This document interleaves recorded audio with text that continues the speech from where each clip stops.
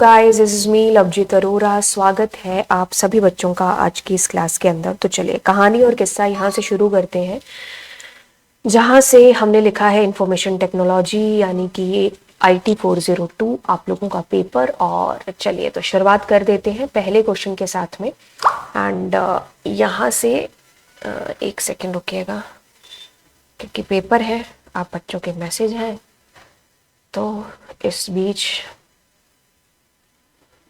है ना वीडियोस के लिए टाइम जो है नहीं निकल पा रहा, लेकिन फिर भी कोशिश कर रहे हैं कि ज़्यादा से ज़्यादा चीज़ें कम से कम टाइम के अंदर हो पाए। ओके, तो हम लोग जी आपको जैसा पता है कि हम लोग PYQs कर रहे हैं। 5 साल पिछले जो है पेपर उनका हम लोग कर रहे हैं, 5 सालों का पेपर कर रहे हैं। 2022 का हम लोग पेपर कर रहे हैं, यहाँ पर सेक्शन A कर रहे हैं। तो पहले 5 साल के सेक्शन A कंप्लीट कर लेंगे, फिर सेक्शन B कंप्लीट कर लेंगे, ठीक है। तो चलिए सेक्शन A के अंदर आपके पास में पहला क्वेश्चन जो आता है, कहता है कि नेम द पर्सन। उस बंदे का आपको नाम बताना है who combines factors in creative manner to generate value for customers and create wealth।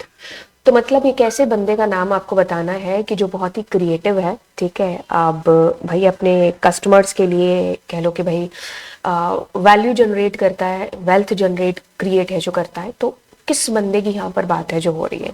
तो ये हमारा कुछ नहीं, ये हमारा दी एंटरप्रेन्योर जिसकी बात है जो यहाँ पर हो रही है, ठीक है। तो एंटरप्रेन्योरशिप के ऊपर आपका पूरा का पूरा चैप्टर है, उसी का क्वेश्चन था ये। Name the skill that help anyone to lead, guide and supervise. तो ये किसकी, एक लीडर की बात है जो हो रही है ना। तो आपसे स्किल पूछा गया है, आप एंटरप्रेन्योरल स्किल लिख सकते हो, आप लीडरशिप स्किल है जो लिख सकते हो। दोनों में से कुछ भी लिख दोगे आपका काम हो जाएगा, ठीक है। अब ये कहता है कि name any 2 elements of nature. हमारी जो प्रकृति है, नेचर है, उसके हमें 2 एलिमेंट्स लिखने हैं। भाई कुछ भी लिख लो, आप अर्थ लिख सकते हो, है ना, आप फायर लिख सकते हो, वाटर लिख सकते हो, आपके पास में एयर हो गया, है ना, स्पेस हो गया। तो ये कितने, कोई भी एलिमेंट लिख लो आप। इनके अलावा सॉइल लिख सकते थे आप, जो है पेट्रोल लिख सकते हो, डीजल लिख सकते हो। आसपास देखो आपके गायें भैंसे एनिमल्स हैं, है ना, तो आप एनिमल अपने आप को लिख सकते हो, ह्यूमन बीइंग लिख सकते हो, प्लांट्स लिख सकते हो, है ना। तो जो भी आपको लग रहा है नेचुरल एलिमेंट्स, वो आपको 2 लिखने हैं, आधे आधे नंबर के आपको मिल जाएंगे नंबर, है ना। तो मैंने तो आपको पता नहीं कितने सारे बता दिए। Give any one method that we can adopt to promote sustainable development। तो हमारे जो SDGs हैं, तो हमें उनको प्रमोट करने के लिए हमें कोई एक मेथड है जो यहाँ पर बताना है। तो आप कोई भी मेथड लिख सकते हो क्योंकि SDGs में आपके पास 17 आ जाते हैं, है ना। तो आप उन 17 जो सस्टेनेबल गोल्स हैं, जैसे कि जेंडर इक्वालिटी हो गया, है ना, लाइफ ऑन लैंड हो गया, तो उनमें से आप कोई भी एक को ध्यान में रखते हुए तो आप जो है कोई भी एक मेथड है यहाँ पर लिख सकते हो। जैसे अगर हम ऑर्गेनिक फार्मिंग की बात करेंगे तो वो भी इसी को ही जो है आप कह लो कि भाई बढ़ावा दे रहा है ना। तो आप रेन वाटर हार्वेस्टिंग की बात कर लो, ऑर्गेनिक फार्मिंग की बात कर लो, है ना। तो ये सारी चीजें इसी के अंदर आती है। वैसे इसमें मेरे को एक और चीज याद आ रही है, आप आर्स भी लिख सकते हो ना, रीयूज करना किसी चीज को, रिड्यूस करना, रिसाइकिल करना। तो ये सारे जो आर्स हैं वो भी इसी के अंदर ही है। तो इसी को ही बढ़ावा देने के लिए ही है जो इनका भी हम लोग यूज है जो कर सकते हो। तो आप कोई भी 4R है जो इसको एक्सप्लेन कर सकते हो, क्योंकि एक एक नंबर का क्वेश्चन है यहाँ पर, है ना। ओके, अब हाँ एक एक नंबर का है, तो ऐसे करके आपके 2 any 1 question out of. Okay, तो अब ये अगले वाला अपना स्टार्ट हो गया है। तो कहता है कि डिफरेंशिएट बिटवीन एग्रीकल्चर एंटरप्रेन्योरशिप और स्मॉल स्केल एंटरप्रेन्योरशिप। चलिए इसको समझने के लिए हम समझते हैं पहले किताबी भाषा क्या लिखी है।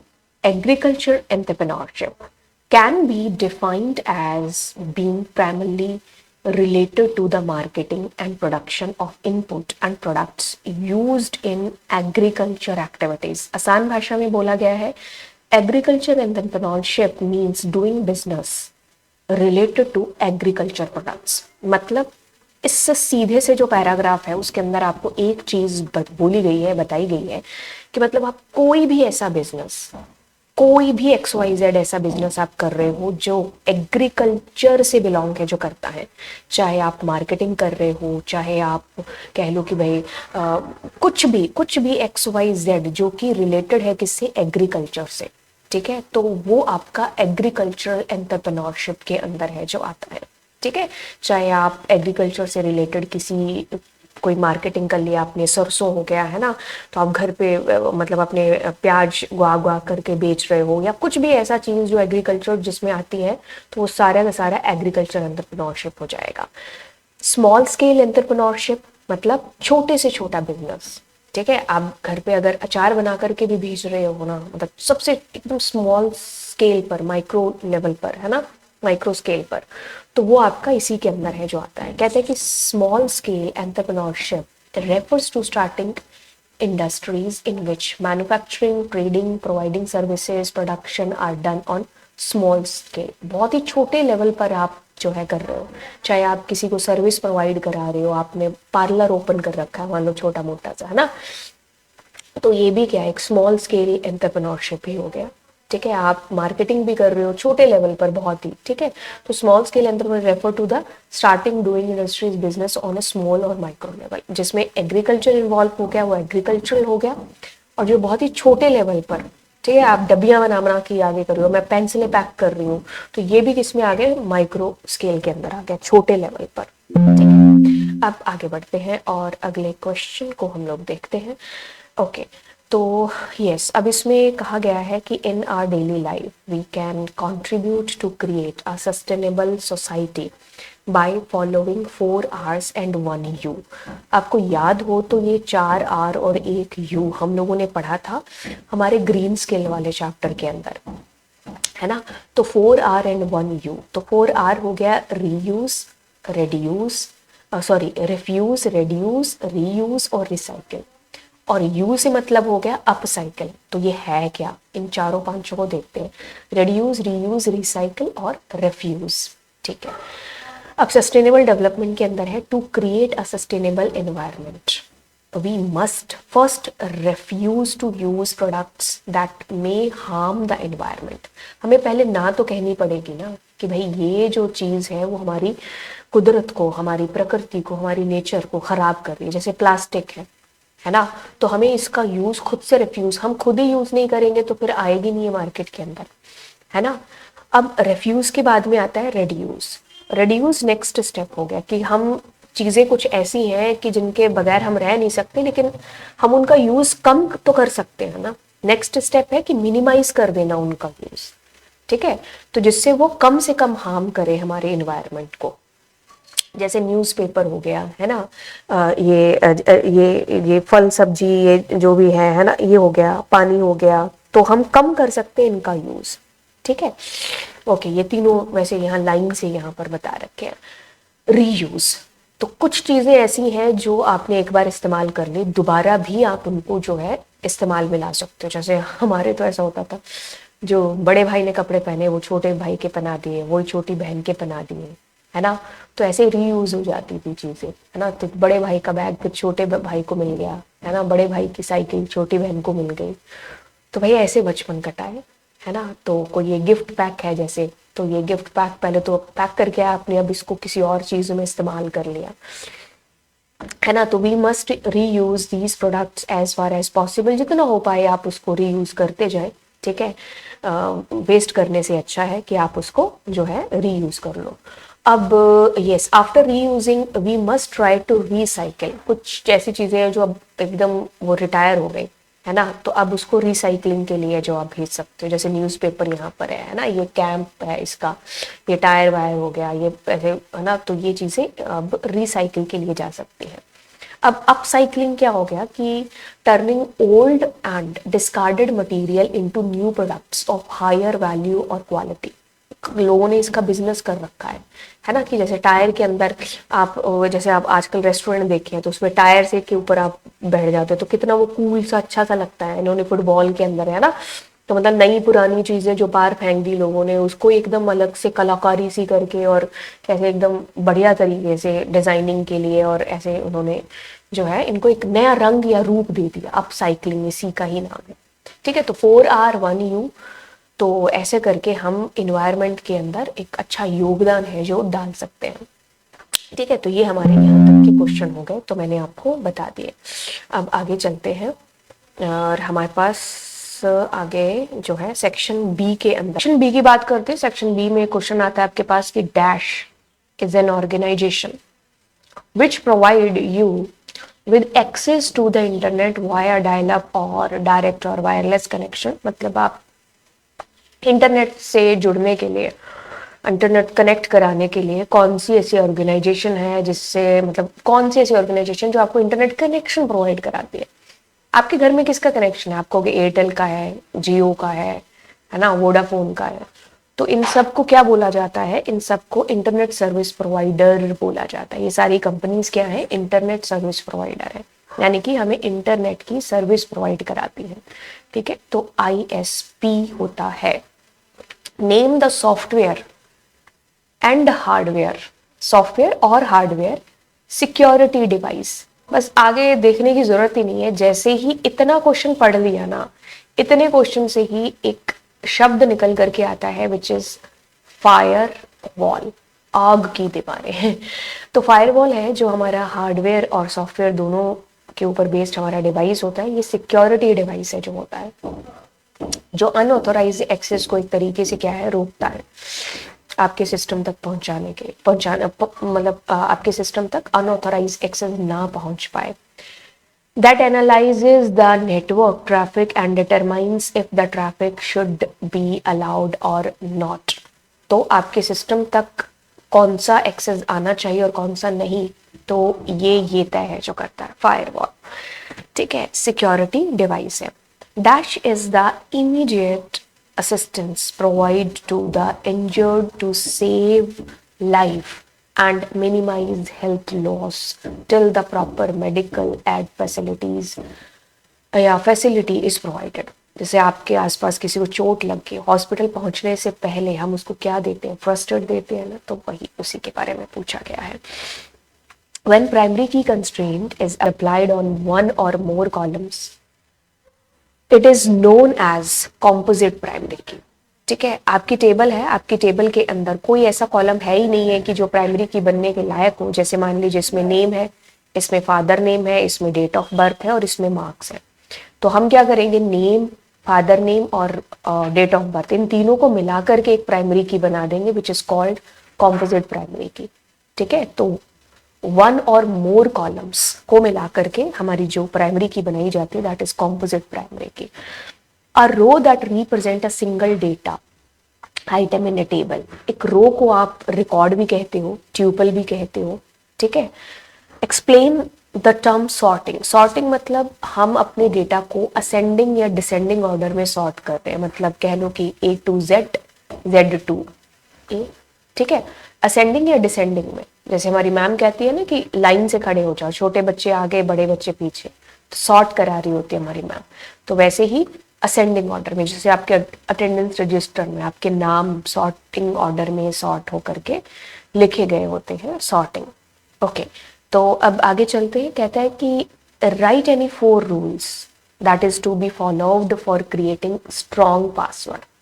एक जो अच्छा खासा स्ट्रॉन्ग पासवर्ड है उसके लिए हमें कुछ रूल्स यहाँ पर जो है मैंने निकाल करके रखे हुए हैं। तो आप मतलब जब भी अपने पासवर्ड को रखेंगे तो आप इन चीज़ों को ध्यान में रखेंगे। लेंथ ज़्यादा ना होते हुए तो आप 12 से 14 कैरेक्टर लेंथ है जो होनी चाहिए आपके पासवर्ड की। ठीक है, एंड आप कह लो 8 कैरेक्टर मिनिमम आपके पास होने चाहिए, बाकी आप 12 से 14 कैरेक्टर रख सकते हो। Avoid keeping password based on repetition. Dictionary के वर्ड्स हो गए, क्योंकि जब हैकर हैक करता है तो वो सारे डिक्शनरी के वर्ड्स जो है लगा लगा करके देखता है ना। मतलब वो तो क्या, उसका जो सॉफ्टवेयर है जो उसने बनाया होता है तो वो सारे डिक्शनरी के, तो डिक्शनरी वर्ड्स तो कभी रखने ही नहीं चाहिए हमें पासवर्ड के तौर पर। कोई लेटर या फिर सारे आपने सीक्वेंस, कोई यूजर नेम, अपने पड़ोसी का नाम, पेट का नाम, डेट ऑफ बर्थ है ना, उससे पहली मुलाकात, इससे पहली मुलाकात, तो ऐसी चीजें नहीं रखनी चाहिए क्योंकि ये जल्दी गेस हो जाती है ना। तो फोन नंबर वगैरह, अक्सर हमारे जो पासवर्ड थे कभी पहले पासवर्ड जिंदगी के वो हमने फोन नंबर ही शायद रखे थे, अपनी डेट ऑफ बर्थ रखी होंगी। तो हमें ये नहीं रखने चाहिए। इंक्लूड नंबर्स और सिंबल्स हमें उसमें इंक्लूड करने चाहिए। जैसे इसमें देखो एक अच्छा एग्जाम्पल बता रखा है, ना तो इसमें कोई डिक्शनरी वर्ड यूज हो रखा है, सारे कैपिटल भी हैं और स्मॉल केस भी हैं, स्पेशल सिंबल्स भी दे रखे हैं, न्यूमेरिकल डेटा भी है। तो ऐसे पासवर्ड को हैक करना इज नेक्स्ट टू, आप कह लो कि इम्पॉसिबल हो गया। अब ये कहता है कि कैपिटल और अपर केस स्मॉल केस सब कुछ यूज हुआ होना चाहिए, ठीक है। तो avoid using the same password, मतलब आप कह लो कि आपके 10 घर हैं, 10 घर में आपने जो ताले लगा रखे उसमें एक ही चाबी है, तो ऐसा नहीं होना चाहिए। आपके पास जितने भी आपके अकाउंट्स हैं उनमें सब में अलग ही पासवर्ड होना चाहिए, क्योंकि अगर एक हैक होता है तो यानी कि आपके सारे अकाउंट्स हैक हो गए। Avoid using something that the public or workmates know you strongly like or dislike, ठीक है। तो आप ऐसे मतलब जैसे आपके फ्रेंड्स हो गए, उनको पता है कि आपका पर्पल कलर अच्छा आपको लगता है ना, तो आप उसके बेसिस पर अगर रखेंगे कलर, मतलब कलर के बेस पर या कोई अपनी चॉइस के बेस पर, है ना, तो उसको गेस करना बड़ा इजी हो जाता है, ठीक है। आप अपने फेवरेट हीरो का ही नाम रख रहे हैं तो दैट इज ऑल्सो, ऐसा नहीं करना है। मतलब हमको use random password generator if possible. Online बहुत सारे पासवर्ड जनरेटर्स वेबसाइट्स हैं जिनको आप फॉलो कर सकते हो। बाकी मैं बता दूं तो वो बहुत ही डिफिकल्ट पासवर्ड जनरेट करके देती है, तो अगर आपको याद रख पाते हो तो आप उनको यूज करो, अदरवाइज आप अपने हिसाब से इस तरीके का कोई पासवर्ड है जिसको रखो, ठीक है। और कभी भी साइबर कैफे वगैरह जाकर के अपनी वेबसाइट जो भी आप मतलब अपना अकाउंट वगैरह है उसको ओपन मत करिए, ठीक है। कॉम्बिनेशन अल्फा न्यूमेरिक का होना चाहिए, ठीक है। तो ये सारी चीजें जो आपको ध्यान में रखनी है जब आप एक पासवर्ड का चुनाव कर रहे होते हैं। What is the special name given to the discussion style site and used non-technical or technical users for creating personal web pages? तो क्या नाम है उसका? आप लोगों ने ब्लॉग सुना है, बिल्कुल ये ब्लॉग की ही बात हो रही है। Give any 2 examples of websites that help to, बिल्कुल आपके पास में वर्ड प्रेस आपने सुना होगा, क्योंकि वर्ड प्रेस मैंने भी आप लोगों को कराया था जब मैंने इस चैप्टर को बताया होगा। blogger.com है, blog.com है, weebly है, blogsum.com है, तो ये सारे के सारे ब्लॉग के ही एग्जाम्पल्स हैं। तो ब्लॉग इसका आंसर हो गया और मैंने आपको काफी सारे एग्जाम्पल बेस के दे दिए हैं। अब ये कहता है कि लैन और वैन में क्या अंतर है। लैन से पता चलता है कि that is local area network, वैन से पता चलता है कि वाइड एरिया नेटवर्क। ये तो हो गई जी इसकी full form, but full form कभी भी डिफरेंस क्रिएट नहीं करती है, बट आप लिखोगे जब आप इसको एक्सप्लेन करोगे।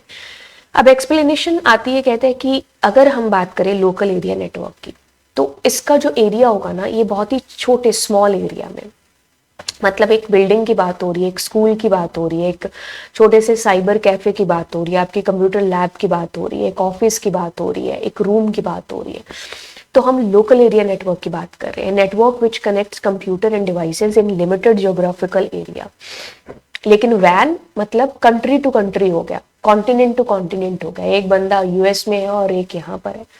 तो कहता है कि network which connects computer devices over broad large geographical area, तो वो किसके अंदर आता है, इसी के अंदर वाइड एरिया नेटवर्क के अंदर है जो आता है, ठीक है। तो लैन के अंदर तो आप कह लो कि आप अपने केबल वगैरह का यूज कर लेते हो, तार वार से जोड़ लेते हो, लेकिन वैन के अंदर नहीं होता है, इतनी बड़ी तार थोड़ी ना लगाओगे, है ना, अमेरिका से लेके इंडिया तक। तो यहाँ आपको काफी सारे एग्जाम्पल दे रखे, मेरा पेन नहीं चल रहा है लेकिन आप एग्जाम्पल देख लो। कहते हैं कि इंटरनेट इसका एक एग्जाम्पल हो गया, यानी कि एक छोटी सी लैब में आपने काफी सारे कंप्यूटर्स को कनेक्ट कर रखा है। Any network at room home, ये सारे इसी के एग्जाम्पल हो गए जो मैंने अभी आपको बताया।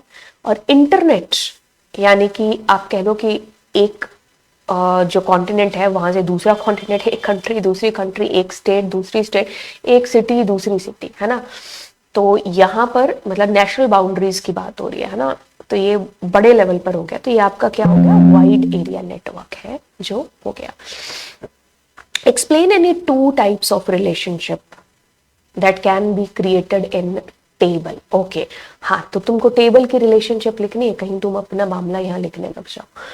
कहते हैं कि 3 तरीके की रिलेशनशिप है, 1 to 1, 1 to many, many to 1, many to many. मैंने इस वीडियो के अंदर इनको अच्छा खासा एक्सप्लेन कर रखा है, टाइम भी इतना ज़्यादा नहीं है, तो आप इस वीडियो को ज़रूर वॉच कर लेना आपको अगर इनका प्रैक्टिकल लेवल तक जाना है। ठीक है, तो 3 तरीके की आपके यहाँ पर टेबल जब हम क्रिएट करते हैं तो हम ऐसे इनको लिंक कर सकते हैं। ठीक है, एक टेबल को एक के साथ लिंक कर दिया, 1 to 1 हो गया। ठीक है, इसका डेटा इसके काफ़ी सारों के साथ में है, तो ये क्या हो गया आपके पास 1 to many हो गया। मैनी टू मैनी में इधर का बहुत सारा डेटा इधर के साथ में, तो many to many. What is the difference between form and report? Form और रिपोर्ट दोनों में क्या डिफरेंस है? देखो, रिपोर्ट की जब बात आती है तो इट मीन्स समरी की बात हम लोग कर रहे हैं। ठीक है, लेकिन जब फॉर्म की बात आती है तो फॉर्म मीन्स हम एक ऐसे लेआउट की बात है जो कर रहे हैं, जो एक अच्छा ग्राफिकल यूजर इंटरफेस प्रोवाइड कराता है हमारे यूजर को, जिसमें हमारा यूजर क्या है सामने से, मतलब उसको टेक्स्ट बॉक्स दिखाई देगा तो वो उसमें चेंज करेगा, है ना। मतलब उसको टेक्स्ट बॉक्स के थ्रू, चेक बॉक्सेस के थ्रू एक जो है फॉर्म वो रेडी किया जाता है। तो हमारा यूजर इस फॉर्म से इंटरेक्ट हो रहा होता है और पीछे डेटाबेस में डेटा है जो चेंज हो रहा होता है। A form provides a user a systematic way of collecting information for a database. It is an interface in user specified layout that lets users view, enter, change data directly in the database object such as tables. तो हम यहाँ पर अपने form में जो भी changes कर रहे होते हैं वो पीछे हमारे डेटाबेस में चेंजेस हो रहे होते हैं, तो आपको कोई क्वेरी वगैरी लिखने की जरूरत पड़ती नहीं है, फॉर्म के थ्रू हम डायरेक्टली वो चेंजेस कर पाते हैं। रिपोर्ट एक ओवरऑल लुक हो गया, एक समरी हो गई।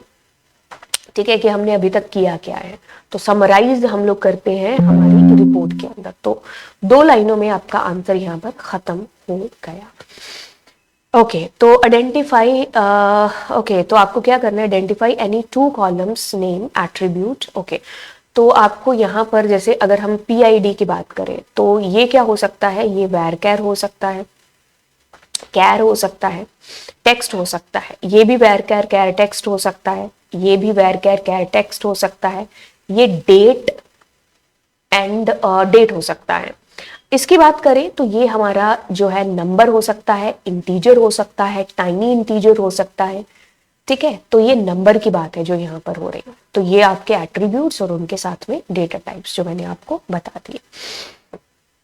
अब थोड़ा सा आगे बढ़ते हैं, कहता है कि Aryan is too much worried when he came to know that someone has withdrawn all money from his uncle's bank account. He was not able to understand how this could happen when he has not given his ATM card to anyone. बंदे ने ATM card किसी को दिया नहीं, फिर भी uncle का जो बैंक अकाउंट था वहां से सारा पैसा साफ हो गया। तो ये सुन करके ये जो आर्यन है वो बहुत ही चिंतित हो गया। तो अब आपको उसको कुछ सजेशन देने हैं अपने फ्रेंड को, आर्यन को। आर्यन को सजेस्ट देना है कि कहना कि suggest him a way by which he can be assured that he is doing secured online transaction. कि आप अगर ट्रांजैक्शन कर रहे हैं तो आपका जो ट्रांजैक्शन है वो सिक्योर है। तो ये कैसे पता चले उस आर्यन को, है ना। तो डर गया। आपने अधिकतर जो वेबसाइट्स आप ओपन करते हो बैंक की, तो ऊपर एक ऐसे लॉक वाला सा सिंबल आता है ना। तो यस, वो जो लॉक लगा होता है वहीं से पता चल जाता है कि मतलब उसको पैड लॉक बोलते हैं या गोल्डन लॉक बोलते हैं। ठीक है, तो जब भी आप एड्रेस बार पर जाते हैं, जैसे अगर आप किसी भी बैंक की वेबसाइट को ओपन करेंगे तो उस पर ये होगा ही होगा, तो वो सिक्योर होती है। बाकी आप देख लो उसमें HTTPS लिखा होगा। ठीक है, तो S का मतलब ही सिक्योर होता है, तो इसको हैक करना इज इम्पॉसिबल। तो ये इस आप सजेस्ट कर सकते हो। सेकंड में पूछा गया है कि कौन सा ऐसा सॉफ्टवेयर है जो उसको इंस्टॉल करना चाहिए अपने कंप्यूटर के अंदर, तो उसको एंटीवायरस ऑफ कोर्स है जो इंस्टॉल करना चाहिए। अब उसको टर्म आपको समझानी है कि फिशिंग क्या है। फिशिंग आप कह लीजिए कि एक ऐसी टर्म है जो कह लो कि भाई जैसे आप लोगों ने काफ़ी बार ऐसे स्पैम ईमेल रिसीव किए होंगे या स्पैम कॉल्स भी आपने रिसीव किए होंगे या मैसेजेस होंगे जिसमें आपको लॉटरी वॉटरी का झांसा दिया जाता है कि आपको इतने करोड़ों की लॉटरी है जो घर बैठे लग गई, है ना। तो वो क्या है, जैसे अगर मछली पकड़नी है, अगर इस टर्म की मतलब जड़ तक जाएं तो मछली पकड़ने के लिए उसको पहले हम उसके समुद्र के अंदर या पानी के अंदर हम पहले आटा दिखाते हैं ना, या कुछ भी खाने की चीज़, तो वो आती है और फंस जाती है। वैसे ही क्या करते हैं स्पैमर्स, हमारे पास मेल भेज करके ऐसे हमें झांसा देते हैं और हम उन लिंक्स पर क्लिक कर देते हैं जो लिंक्स उन लोगों ने मेल के थ्रू भेजे होते हैं। तो जैसे ही आप उन लिंक्स पर क्लिक करोगे तो बस क्लिक करते ही काम खत्म। तो ये फिशिंग के अंदर है जो आता है। तो fishing is the act of acquiring personal, private या आपकी सेंसिटिव, यानी कि सेंसिटिव डेटा वो डेटा होता है जैसे आपके एटीएम का नंबर हो गया है ना, आपके अकाउंट का नंबर हो गया, तो ये सेंसिटिव डेटा हो गया है ना। तो आपका ये डेटा आप कह लो कि एक तरीके से फ्रॉड एक्टिविटीज के थ्रू एक्सेस करने की कोशिश करना, ईमेल वीमेल के थ्रू, मैसेज के थ्रू, तो वही किस में आता है, फिशिंग के अंदर है जो आता है। ठीक है, ओके। अब कहता है कि he also thinks cookies are harmless. नहीं, कुकीज देखो हार्मलेस भी होती है बट हार्मफुल भी है जो होती है। ठीक है, कोई थर्ड पार्टी कुकीज ऐसी होती हैं जो आपके डेटा को जो भी उनके पास में है तो वो अनऑथराइज तरीके से आपके डेटा को एक्सेस करके तो आपको एक तरीके से कह लो ट्रैक करना, या फिर आपकी पर्सनल इंफॉर्मेशन वगैरह किसी और को दे देना, या फिर आपके पास में फालतू की फिर एडवर्टाइजमेंट भेजना। तो इस वजह से हमें जो है कुकीज उनको ज़्यादातर इनेबल्ड ही है जो करके रखना चाहिए, तो हार्मफुल भी है जो होते हैं। Due to pandemic everyone was bound to stay at home but due to internet the whole world is connected. बिल्कुल, अगर पैंडमिक टाइम को सोचती हूँ ना तो मैं यही कहती हूँ कि अगर इंटरनेट नहीं होता ना तो पैंडमिक उस तरीके से नहीं बीतता जिस तरीके से हमारा बीता है। तो हम बस फिजिकली कह लो कि अपने पेरेंट्स से अपने मतलब गले नहीं मिल पा रहे थे अपने मम्मी पापा से, है ना, अपने रिश्तेदारों से, लेकिन हम स्काइप पर रोज बात कर रहे थे, है ना। तो ये थैंक टू इंटरनेट जिसकी वजह से ये चीज पॉसिबल हो पाई है। तो अब उसी में से इन्होंने पूछा है कि वर्ल्ड वाइड का क्या मतलब है, 2 ब्राउजर के नाम बता दो और हम इंटरनेट पर डेटा कैसे ट्रांसफर है जो करते हैं। तो चलिए हम इसी के बारे में चर्चा है जो कर लेते हैं। वैसे मैंने इसको नेटवर्किंग वाले चैप्टर में आपको एक्सप्लेन कर रखा है। देखिए टर्म आती है वर्ल्ड वाइड वेब। देखो इसमें क्या है, वेब, जाल। किसका जाल है, आप कह लो कि इसमें जितने भी आपके वेब पेजेस हैं, है ना, तो वो सारे के सारे क्या है, आपस में लिंक है। ठीक है, वेब जाल है ये, सारे के सारे इन वेब पेजेस का एक दूसरे से एक पेज लिंक है, दूसरा पेज लिंक है। ठीक है, तो ये सारे आपस में क्या है, लिंक हो रखे हैं। तो कहता है कि it is a system of interlinked hypertext documents web pages accessed via internet. आप इस पेज को एक्सेस कर रहे हो तो इसके थ्रू आप यहाँ पहुंच जाओगे, यहाँ पहुंच जाओगे। तो ये सारा क्या है, वर्ल्ड वाइड वेब ही तो है ना। तो इंटरनेट पर ये सारे के सारे पेजेस आपस में लिंक हो रखे हैं। तो ये पॉसिबल है किसके थ्रू, वर्ल्ड वाइड वेब के थ्रू, मतलब यही वर्ल्ड वाइड वेब है। ठीक है, टिम बर्नर ली नाम का शख्स था जिसने इस वर्ल्ड वाइड वेब की शुरुआत है जो की थी www। और अगर वेब ब्राउजर की बात करेंगे तो गूगल क्रोम है, मोजिला फायरफॉक्स है, आप ओपेरा यूज करते हो, सफारी यूज करते हो, माइक्रोसॉफ्ट एज यूज करते हो, तो ये सारे इसी के एग्जाम्पल हैं। वैसे हम लोग आगे इसको भी देखने वाले थे कि डेटा कैसे सेंड होता है ना। तो देखो जब भी हम डेटा एक जगह से दूसरी जगह भेजते हैं, जैसे मान लो मैंने किसी को मैसेज भेजा ABC, है ना, तब ये मैसेज है। अब ये मेरा मैसेज ऐसा नहीं है कि उसके पास ABC जैसे मैंने भेजा और वैसे जाएगा। अब ये क्या होगा, छोटे छोटे पैकेट्स में डिवाइड होता है। ठीक है, तो इनको चंक्स को क्या बोलते हैं, पैकेट्स बोलते हैं। अब ये पैकेट्स अलग अलग रूट से होते हुए आपके जो है, जैसे मान लो अगर हम इसको डायग्राम के थ्रू है जो समझते हैं, अलग से बनाते हैं, ये आपका कंप्यूटर है और ये आपके दोस्त का कंप्यूटर है। ठीक है, ओके, ये आपके दोस्त का कंप्यूटर। आपने यहाँ से अपने दोस्त को भेजा कि ABCPYQ, कोई ऐसा मैसेज आपने अपने दोस्त को लिख करके भेजा। ये है सेंडर यानी कि आप हो, और ये है आपका दोस्त रिसीवर। तो अब यहाँ से आपका मैसेज क्या होगा, पैकेट्स में डिवाइड हो जाएगा, A अलग, B अलग, C अलग, D अलग, या जो भी PYQ आपने लिखा है। तो ये अलग अलग रूट से होता हुआ इसके सर्वर तक पहुंचेगा, और वहां पर क्या होगा, ये मैसेज उसी फॉर्म में दोबारा असेंबल होगा जिस फॉर्म में इसको भेजा गया था। तो ये असेंबल हुआ। ठीक है, अब असेंबल होने के बाद आपके दोस्त का जो रिसीवर है ना, मतलब आपका दोस्त है, उस तक वो मैसेज है जो पहुंचेगा। ठीक है, तो इनको क्या बोलते हैं, छोटे छोटे पैकेट्स बोलते हैं। तो आपका डेटा क्या होगा, पैकेट्स में ब्रोकन हो गया। अब हर पैकेट क्या होगा, sent from computer to computer until it find its destination. All packets may take same route या फिर अलग अलग रूट ले सकते हैं। All the destination at the destination the packets are examined, कि भाई वो सारे पैकेट्स आ तो गए हैं ना, और अगर कोई पैकेट मान लीजिए मिस हो जाता है तो फिर आपको रीसेंड करना पड़ता है आपका मैसेज, है ना। कई बार आपको मिलता होगा कि भाई ये मैसेज हमें मतलब नहीं मिला, आपने भेजा तो था, तो वो इसी वजह से होगा, ठीक है। तो रीअसेंबल होता है दोबारा से आपका मैसेज, और जैसे ही मतलब रीअसेंबल हो गया तो आपके रिसीवर तक वो मैसेज पहुंच जाता है, ठीक है। तो ये होता है इस तरीके से, ओके। बस आपको ये पैकेट्स वाली टर्म है जो ध्यान रखनी है। एंड आगे चलते हैं। अब आई थिंक अब आपके पास में ये एसक्यूएल वाला प्रश्न है, तो इसको मैं अलग से क्लास के अंदर है जो कराऊंगी, ठीक है, इस क्वेश्चन को। एंड एसक्यूएल की तो एक अलग से सीरीज है जो चलेगी। तो चलिए फिर अब चलते हैं और मिलते हैं आपसे अगली क्लास में। Thank you so much. 2022 का मैंने ओरिजिनल पेपर है जो आपको कवर करा दिया है। तो मिलते हैं अगली क्लास में। Bye bye and God bless you all.